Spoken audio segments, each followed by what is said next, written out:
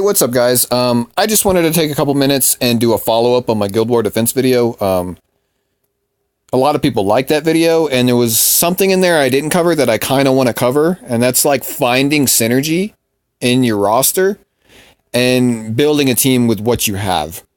Because, and then like how to structure that team to where, you know, it'll be as successful as you can make it. So I'm going to pop into Guild War real quick, it's the weekend right now, so obviously there's no defenses set or anything, but I'll just take you into my formation. I've changed up my defenses a bit, and it performed well this last Guild War. I only got attacked once, but so this is the setup I'm using right now. Thinking about changing it up a bit, but I feel like this is pretty strong. So my Dizzy's built fast, my Crimson Armin's built fast. So, and then built with Luna, she can pretty much take out anything that's a threat. And with this first team, it's like you have to choose between taking out Luna or Dizzy, and my Dizzy's going to outspeed most people. That first team's easily beatable. I'm building Destina right now to put in there. Still figure out some other stuff. Excuse me. But yeah, I talked about elemental coverage in my first video and how you kind of want to spread your elements and take advantage of, you know, the weak element on top of your strong element. So basically what I mean by that is like having an ice unit and then bringing 2 earth units with it. Or maybe it was 2 fire. Yeah, 2 fire. That way, if they bring an earth unit to counter, say like I have Luna in there, right? And I bring in a Destina and a Violet with the Luna. So, sorry. Just for example, let's just say I have like Cecilia and a Katie's in there. I mean fire. So obviously, like they're going to want to take out Luna. And excluding MLs, like obviously you would bring something like say they have a really geared Euphine and they want to bring their geared Euphine to come in and one-shot my Luna. But that Euphine is going to have problems taking out Cecilia, and it's going to have problems taking out Katie's due to the elemental disadvantage. Does that make sense? That's the point I'm trying to get with that. You could also run all 3 elements. That works really well too. Depending on, you know, what you have in your roster.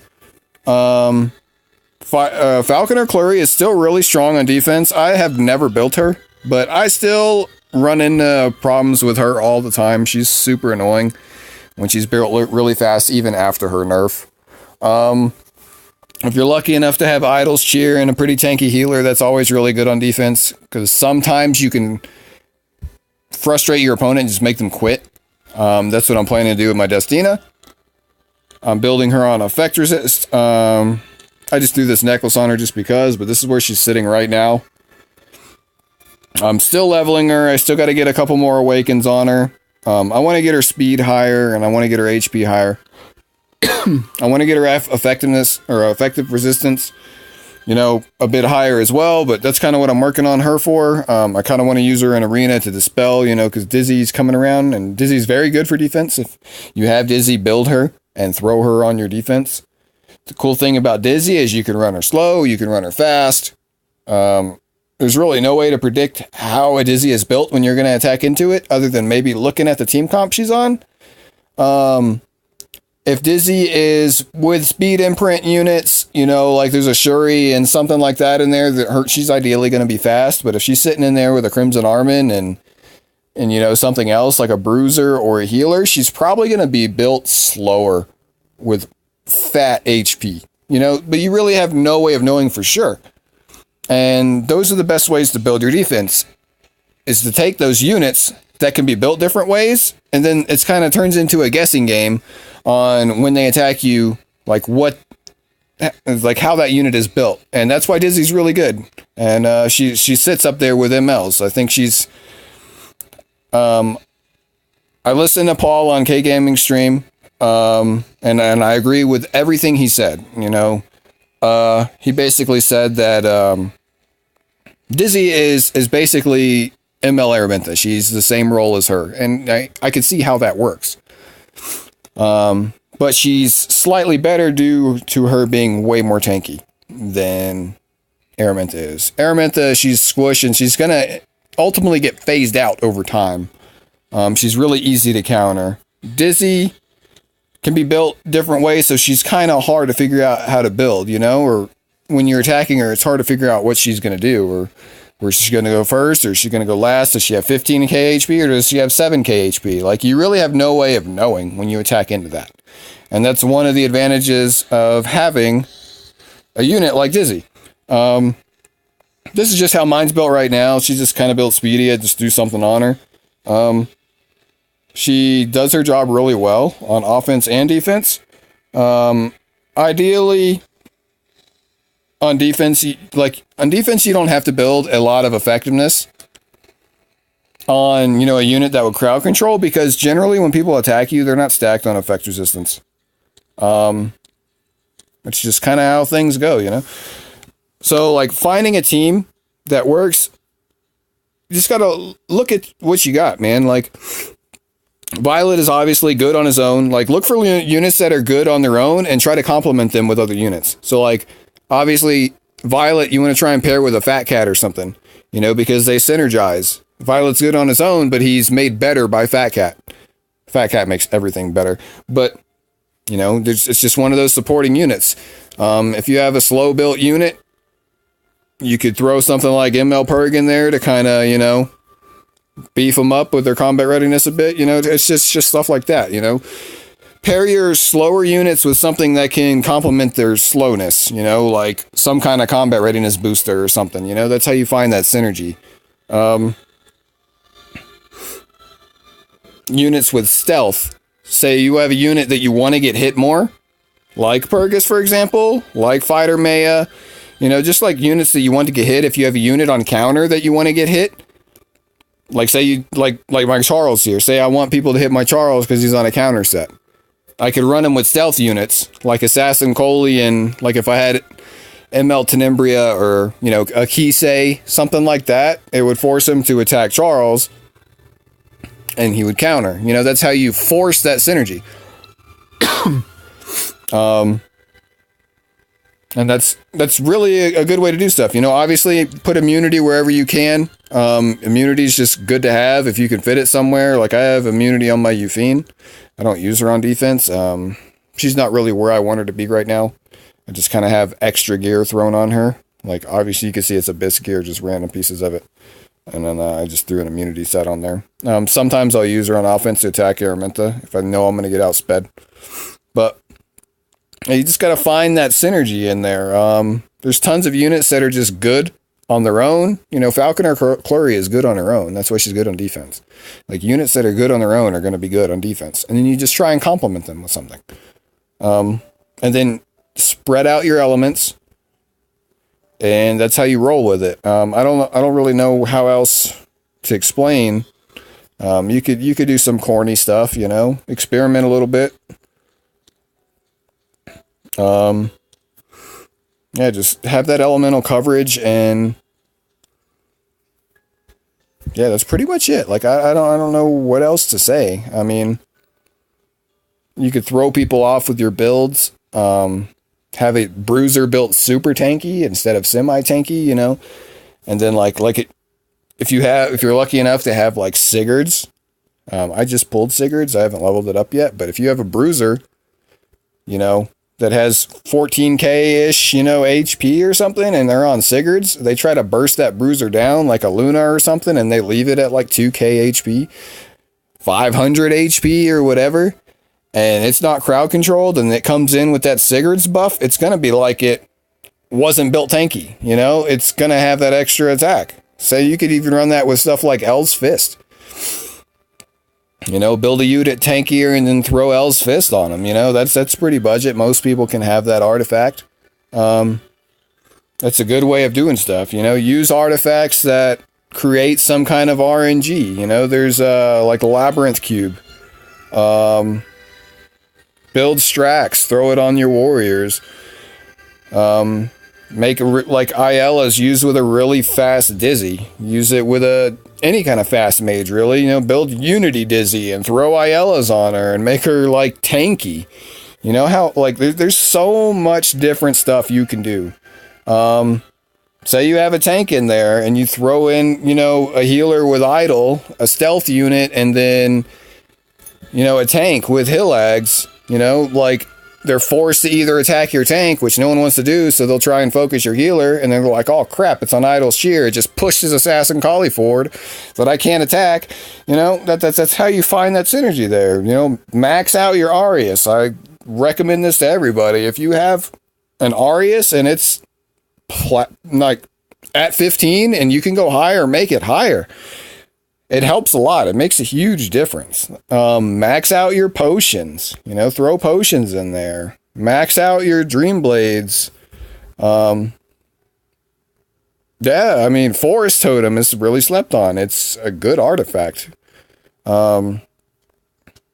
Hell, even Ranons, like I see that in in Guild War Defense sometimes. Candlestick, I still need to level mine up.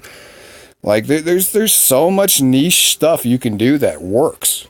And people don't think about it. Max your Seer Rin, you know? Idol's Cheer, I still need to level mine up more. I know a lot of people probably don't have Idol's Cheer, but, you know, it is what it is. A lot of people have 4-star artifacts, you know? El's Fist can be really good if you throw it on a tanky bruiser. See, mine's only level 3, and it goes up that much. Throw that on a 14k HP Euphine.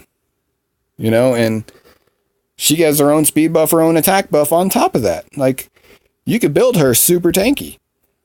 Luna, like, she has that second skill that people don't even look at, you know? Her health gets that low, she gets that big of a boost in defense, and reduces the chance of taking a crit. Like, you pair her with Deanne and build her really tanky for a Luna and throw Sigurds on her, like, you probably wouldn't even need heals on your Deanne.